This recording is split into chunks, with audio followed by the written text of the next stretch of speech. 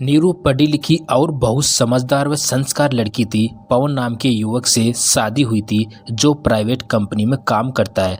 आज ननद सुमन की शादी थी। फेरे और बाकी की रस्में सब हो चुकी थी। दुल्हन के गहने दिखावे के लिए रखे जा रहे थे। दिखावे के बाद वो गहने दुल्हन को पहनाने के लिए मायके वालों के हाथ में दिए जाने वाले थे। परिवार के सब सदस्य गहने देख रहे थे। सबके पास होते हुए गहने सासू माँ के हाथ में आए तो वो बड़े गौर से एक एक गहने को उठा उठा कर देख रही थी। कभी हाथ पर रखकर उनका वजन तोल कर रही थी और कभी हल्का सा घिसकर देख रही थी। उन्हें ऐसा करते देखकर बड़ा अजीब लगा। पति ने इशारे से सासू माँ को रोकने के लिए कहा और मुझे भी लगा कि सासू माँ को कह दूं कि नए समधी जी क्या सोचेंगे। आप इस तरह की हरकतें ना करें तो ही बेहतर है। आखिर आप लड़की की माँ हो। कल को आपकी बेटी को ससुराल में जाकर 10 बातें सुननी पड़ेगी। नया रिश्ता बनने से पहले ही बिगड़ ना जाए। पास जाकर हिम्मत कर मैंने कहा, मम्मी जी ये क्या कर रहे हैं आप? एक एक गहने को उठाकर चेक करना और हाथों पर रखकर तोड़ना अच्छी बात थोड़ी ना होती है। नए समधी जी क्या सोचेंगे आपके बारे में? सब आपकी हरकतें देख रहे हैं। सासू माँ ने मुझे घूर कर देखा जैसे मैंने पता नहीं ऐसा क्या कह दिया। उसके बाद वो गहने को रखकर साइड में खड़ी हो गई। आखिर गहने सासू माँ के हाथों में पहुँच गए ताकि वो अपनी बेटी को इन्हें पहनाकर रवाना कर सके। गहने लेकर वो अंदर आई तो साथ ही मुझे भी इशारा किया। मैं भी उनका इशारा पाकर अंदर आ गई। आखिर दुल्हन को गहने पहनाने का काम तो मुझे ही करना था। भाभी जो ठहरी अंदर आते ही सासू माँ बिसर गई। क्या जरूरत थी तुझे वहाँ इतने लोगों के सामने ये कहने की? अपनी जुबान बंद नहीं रख सकती थी क्या?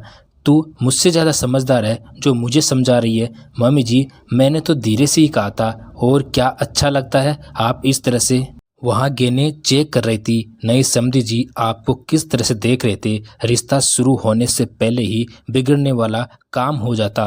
मैंने अपनी मन की बात कही। अरे क्यों ना चेक करूं मैं गहने? कहीं नकली गहने चढ़ा दिए तो? मेरी सोनी सी बेटी दे रही हूँ, ऐसा धोखा तो मैं बर्दाश्त भी नहीं कर पाऊंगी। आखिर बेवकूफ़ नहीं हूँ मैं कि कोई मुझे इतनी आसानी से बेवकूफ़ बना दे और मेरी बेटी को नकली गहने चढ़ा दे। खटिया ना खड़ी कर दूँ समधियों की अगर ऐसी हरकत कर दी तो। सासू माँ का जवाब सुनकर मैं हैरान रह गई और मेरे मुंह से उसी वक्त निकल गया, मतलब मैं और मेरी माँ तो सबसे बड़े बेवकूफ़ थे, इसीलिए आपने मुझे नकली गहने चढ़ा दिए। खास मेरी माँ ने भी इस तरह से चेक किया होता। मेरा जवाब सुनकर सासू माँ झेप गई और फिर बात पलटते हुए बोली, चल फटाफट से तैयार कर सुमन को, उसे विदा करने का वक्त हो गया है। और वहाँ से बाहर आ गई। मेरी आंखों में आंसू आ गए जिसके कारण मुझे वो गहने धुंधले दिखाई दे रहे थे। सासू माँ की बात बिल्कुल कांटे की तरह चुभी थी। एक पल के लिए मेरा खून खुल उठा। रह रहकर मुझे मेरी शादी का वक्त याद आ रहा था जब मेरे ससुराल वालों ने मुझे नकली गहने चढ़ाए थे और मैं वही नकली गहने पहनकर अपने ससुराल आ गई।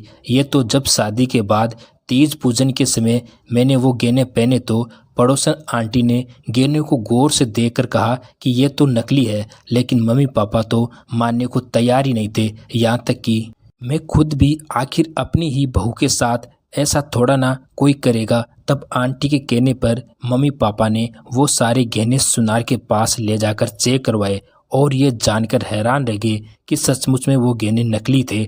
उस समय बहुत गुस्सा आया।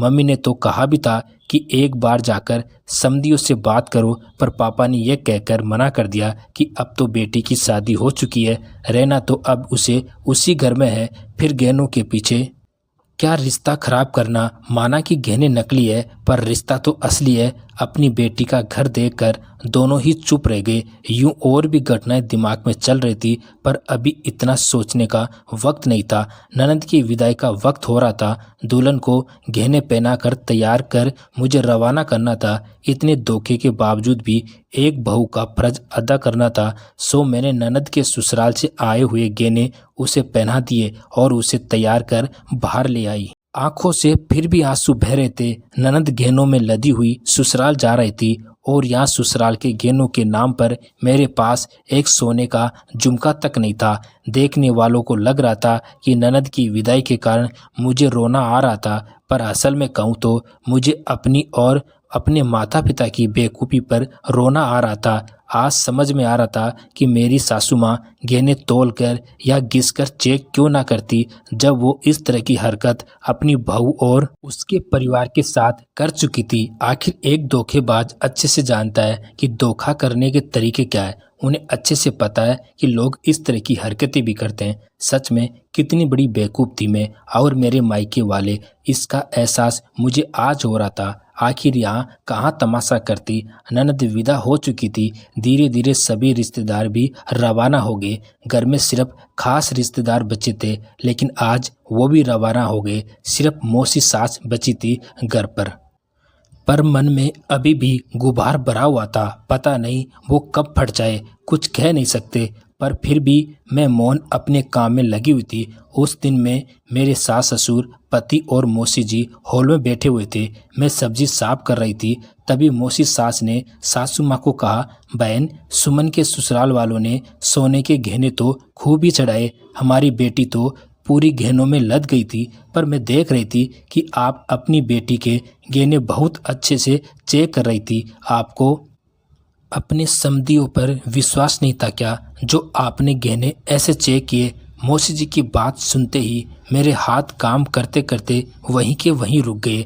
मैंने सासू माँ की तरफ देखा। सासू माँ के एक्सप्रेशन बता रहे थे कि वो अपनी चालाकी पर बड़ी खुश थी। इतराते हुए अपने चूड़े को ठीक करते हुए वो कुछ बोलने को हुई, लेकिन इससे पहले मैं ही बोल पड़ी। अब ऐसा है मौसी जी, जिन्होंने खुद दूसरों के साथ धोखा किया हो, वो भला धोखा क्यों खाए? उन्हें तो पता है ना कि धोखे किस तरह से किए जाते हैं। अब खुद की बहू को नकली गहने चढ़ाए हैं तो कहीं बेटी के साथ ऐसा ना हो जाए, इसलिए सासू माँ अच्छे से चेक कर रही थी। मेरे बोलते ही सब लोग सकते में आ गए। आखिर मेरे मुंह से कभी किसी ने कुछ नहीं सुना था। यहाँ तक कि इतना बड़ा धोखा होने के बावजूद भी पिछले 2 साल से मैं चुप थी। एक शब्द भी नहीं कहा था मैंने और मेरे माता पिता ने। ये क्या बोल रही हो तुम? अपने घर की इज्जत उछालते हुए शर्म नहीं आती? अब की बार पतिदेव ने कहा, क्यों, मैं कोई गलत तो नहीं कह रही हूँ? और यहाँ है कौन जो आपकी इज्जत उछल जाएगी? इज्जत तो तब उछलती है जब मैं और मेरे माता पिता सबके सामने चिल्ला चिल्ला कर यह बात कहते। जो सच है वही तो कह रही हूँ। अब आप लोगों ने किया है तो इज्जत उछलने का डर क्यों? उस समय डर नहीं था क्या जब मुझे नकली गहने चढ़ाए गए थे? मेरी बात सुनकर ससुर जी बोले, बहू, ऐसा कैसे हो सकता है? हमने तुम्हें असली गहने चढ़ाए थे।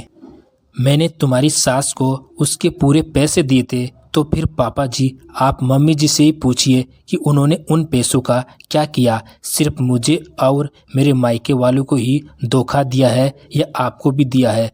तुम मेरी मम्मी पर झूठा इल्ज़ाम लगा रही हो। मेरी मम्मी ऐसा नहीं कर सकती। पतिदेव मानने को तैयार ही नहीं थे। ठीक है, तो आपके गहने हैं, ले जाइए, चेक करवा कर लाइए। मैं कब मना कर रही हूँ? अब की बार सबने सासू माँ की तरफ हैरानी से देखा। उनके चेहरों पर आई पसीने की बूंदों ने बता दिया कि उन्होंने क्या किया था। उनसे कुछ कहते नहीं बन पा रहा था। तभी ससुर जी बोले, लाओ बहू, तुम्हारे गहने लाओ, मैं आज चेक करवा कर ही लाऊंगा। आखिर इतना बड़ा इल्ज़ाम लगा है, कोई छोटी मोटी बात नहीं है। गहने चेक करवाने की क्या ज़रूरत है जी? ये तो कुछ भी कह रही है। अचानक सासू माँ बीच में हड़बड़ाते हुए बोली, नहीं मम्मी, आप पर इतना बड़ा इल्ज़ाम लगा है, आखिर इसने ऐसा कह कैसे दिया?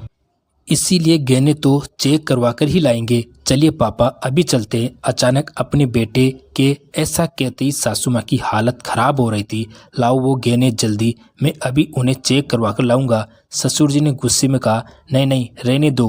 वो दरअसल वो गहने तो सचमुच नकली है। सासू माँ के कहते ही कमरे में मौन पसर गया। इतना बड़ा धोखा, भला क्या मिला तुम्हें?